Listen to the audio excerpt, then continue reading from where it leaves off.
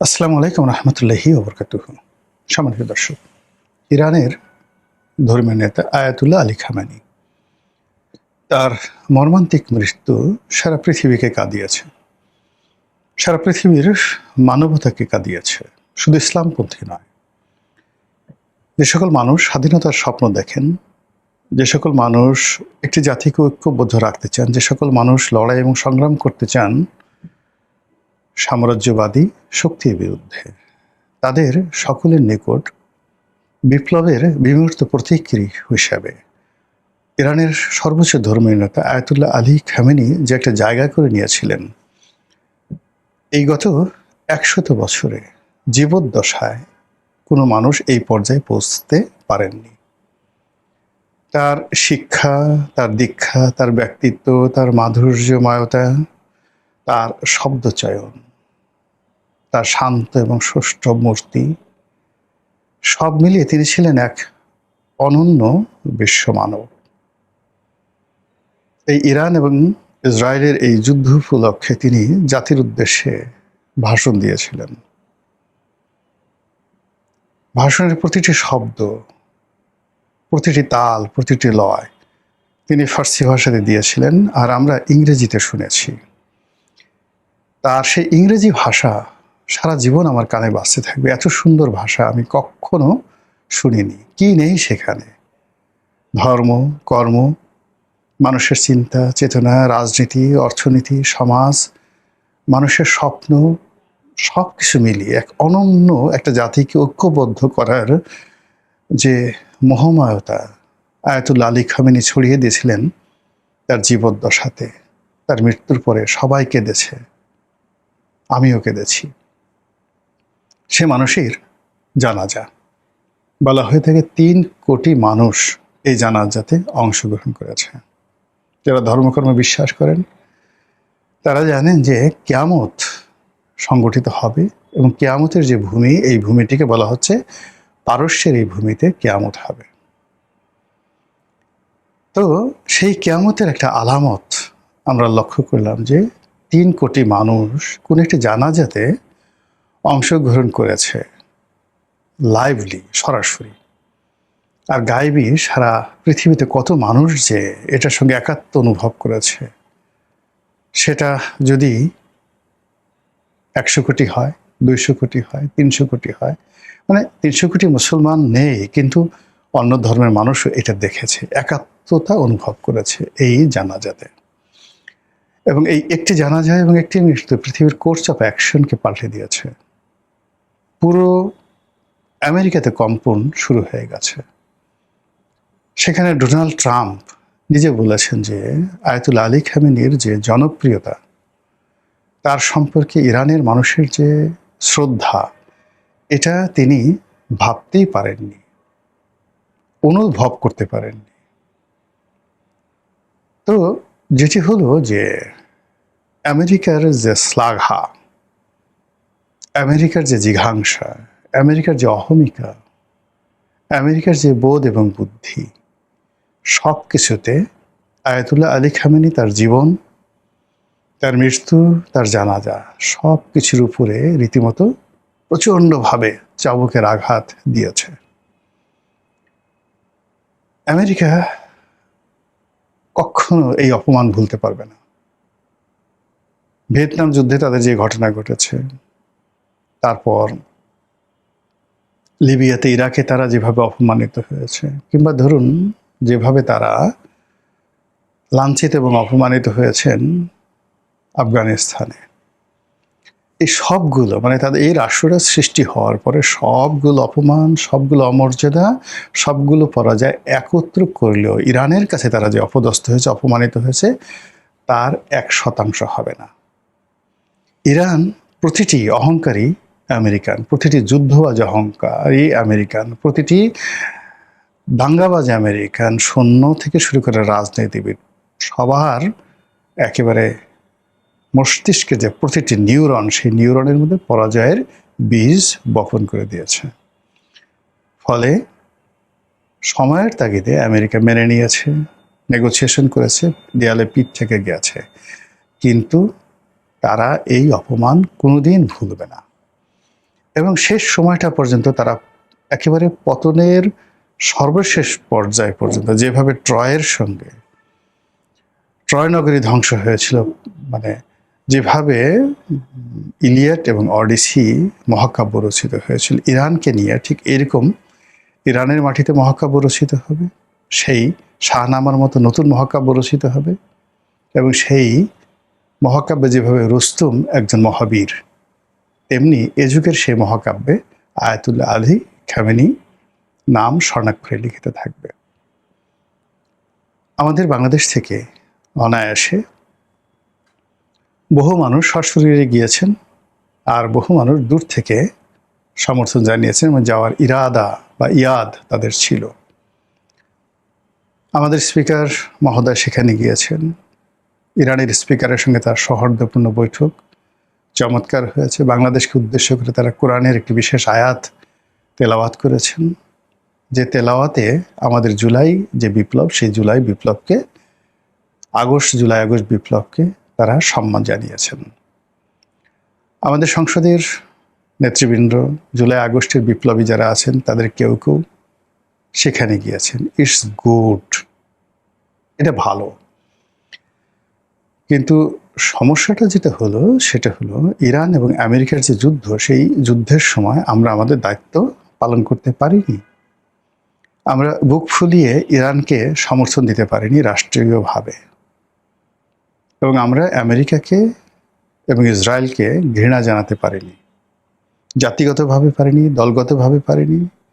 এবং আমরা বিভিন্ন সময় হামাসের পক্ষে, ফিলিস্তিনের পক্ষে বিশাল মিছিল করি। কিন্তু যে হামাস ইরান তৈরি করেছে, যে ইসরায়েলের বিরুদ্ধে ইরান যুদ্ধ করেছে, যে গাজাকে টিকিয়ে রাখার জন্য একমাত্র মুসলিম রাষ্ট্র যারা তাদের শেষ রক্তবিন্দু দিয়ে তারা লড়াই করে যাচ্ছে, সে রাষ্ট্রটির উপর যখন আমেরিকা এবং ইসরায়েলের জুলুম চরম পর্যায়ে পৌঁছে গেল, আমরা শব্দ করতে পারিনি। আর এই কারণে ইরানের অভিমান ছিল, ইরানের কষ্ট ছিল। ফলে যখন সাময়িকভাবে হরমুজ প্রণালী খুলে দেওয়া হলো, বাংলাদেশের একটা জাহাজ ওখান দিয়ে পার হচ্ছিল, সেই জাহাজটিকে ইরান আটকে রাখে, অনেক দিন পর্যন্ত ইরান আটকে রাখে। পরবর্তীতে যে কোনো কারণে এটা ছেড়ে দেয়। এখন ইরান বিজয়ী হয়েছে, আমেরিকা পরাজিত হয়েছে, আর আমরা বাঙালি সবকিছু ভুলে এখন তেহরানের দিকে ধাবিত হচ্ছি। ইরানকে ভালোবাসার চেষ্টা করছি, আয়াতুল্লাহ আলী খামেনির জানাজাতে উপস্থিত হচ্ছি। যে মানুষ জীবিত অবস্থায় হাহাকার করেছে একটু সহানুভূতির জন্য, যে মানুষ জীবিত অবস্থায় প্রাণান্ত চেষ্টা করেছে এই পৃথিবীর দিকে তাকিয়ে একটা নিঃশ্বাস নেওয়ার চেষ্টা করেছে, কে তাকে সমর্থন করে? কোন রাষ্ট্র তার দিকে বন্ধুত্বের হাত বাড়ায়, গোপনে তাকে সহযোগিতা করে? আমরা করিনি। কিন্তু এখন তার মৃত্যুর পরে আমরা সদল বলে জানা যায় হাজির হতে, মানে যাকে বলা হয় রীতিমতো তেহরান ছুটে গেছি। এটি আমরা যে দুর্বলের শক্তের ভক্ত নরমের জম, এটা এই প্রথম প্রমাণিত হলো, নাম্বার ওয়ান। আর এতে কি আলটিমেটলি আমাদের কোনো উপকার হবে? কোনো উপকার হবে না। ইরান এরকম একটা নেশন, এরকম একটা জাতি, তারা আগামীতে সুপার পাওয়ার হিসেবে আসছে। তাদের এই যে যুদ্ধবিধ্বস্ত দেশ, এই দেশটি পুনর্গঠন করার জন্য তারা আলটিমেটলি গোপনে এবং প্রকাশ্যে $300 বিলিয়ন, আমাদের টোটাল রিজার্ভ আছে এখন 37, তো তারা $300 বিলিয়ন ইতিমধ্যে আমেরিকা এবং তার মিত্রদের কাছ থেকে আদায় করার সকল ব্যবস্থা করে রেখেছে, এবং টাকা তাদেরকে দিতে হবে। এবং ইরানের যে সকল অর্থ বিভিন্ন দেশে আটকা আছে, সেই অর্থের একটা বিরাট অংশ তারা গোপন এবং প্রকাশ্যে ছাড় করে নিয়েছে। ফলে এখানে আমাদের শ্রমিকদের জন্য একটা বিরাট বাজার হতে পারত। কিন্তু আমরা তো আমেরিকা দালাল, আমরা তো আমেরিকার কাছে আমাদের দেহমন বিক্রি করে দিয়েছি। আমেরিকার কাছে আমাদের স্বাধীনতা, সার্বভৌমত্ব কোন পর্যায়ে আছে সেই মার্কিন চুক্তির প্রতিটি ধারা বিশ্লেষণ করলে বোঝা যায়। আমরা আমাদের শরীর কিভাবে আমেরিকার কাছে বন্ধক রেখেছি তা আমাদের জাতীয় সংসদ যে চত্বর রয়েছে সেখানে দক্ষিণ প্লাজায় বাংলাদেশের মার্কিন রাষ্ট্রদূত ব্রেন্ট ক্রিস্টেনসেনের যে লেফট রাইট পদধ্বনি, তার জুতোর যে দাপট, এটা সংসদ চত্বরে যেভাবে পড়েছে, এর থেকে বোঝা যায় যে আমরা আসলে কোন পর্যায়ে আছি। এটা ইরান কখনো ক্ষমা করবে না, এটা লিখে রাখেন। কেন করবে না আমি বলি। ধরুন আমরা আলেকজান্ডারকে সবাই স্মরণ করি। আলেকজান্ডার পারস্য আক্রমণ করেছিল সম্রাট তৃতীয় দারায়ুসের জমানাতে। যেই যে এলাকা দিয়ে আলেকজান্ডার প্রবেশ করেছিল এবং যেই সমস্ত লোকরা আলেকজান্ডারকে সহযোগিতা করেছিল তাদের ভিটে মাটিতে মানে বিরান করে দিয়েছে পারস্য জাতি, এবং এখন পর্যন্ত পারস্য জাতি আলেকজান্ডারকে ঘৃণা করে। এখন পর্যন্ত আলেকজান্ডারকে ঘৃণা করে। এই হলো একটা নেশন। তাদের একজন সম্রাট, সে ইউরোপ আক্রমণ করেছিল এবং সে পারেনি, প্রথমবার পারেনি। তিনি ছিলেন সম্রাট দারায়ুস। তো সেই দারায়ুস যেটা পারেনি, এবং সেখানে ওই যে ম্যারাথনের যে যুদ্ধ, সেই যুদ্ধে পারস্য বাহিনী পরাজিত হয়েছিল। এটার প্রতিশোধ নেওয়ার জন্য দারায়ুসের ছেলে 1 কোটি লোক নিয়ে, এর মধ্যে 53 লাখ সোলজার, পুরো ইউরোপ তছনছ করে ছেড়ে দিয়েছিল সম্রাট জার্কশেস। এই হলো ইরান। তো কাজেই সেই ইরান হঠাৎ করে আমরা সেখানে গেলাম, কাউমা করে কান্নাকাটি করলাম। Not like that. They will remember everything, they will remember. ফলে ইরানের এই যে নতুন অভ্যুদয় এবং সেখানে আমাদের যে অপরচুনিটি, এটি কতটা আসে আমি সন্দেহান। এক। অন্যদিকে যেটা হলো, এই যে আমরা ইরানের ওখানে ছুটে গেলাম, অলনে ছাড়েন, এটা আমেরিকা কোনো অবস্থাতেই স্বাভাবিকভাবে নিচ্ছে না। জামাত গেছে, এনসিপি গেছে, তারপরে হানজালায় গেছে, তারপর স্পিকার সাহেব গেছেন। এটা এই যে আমেরিকার যে লবিস্ট গ্রুপ আছে, এরা কেউ পছন্দ করছেন না,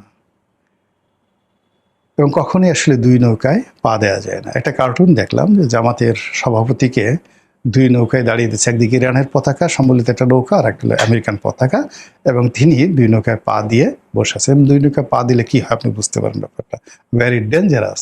এগুলো স্মরণ করলেই হাত পা কাঁপতে থাকে।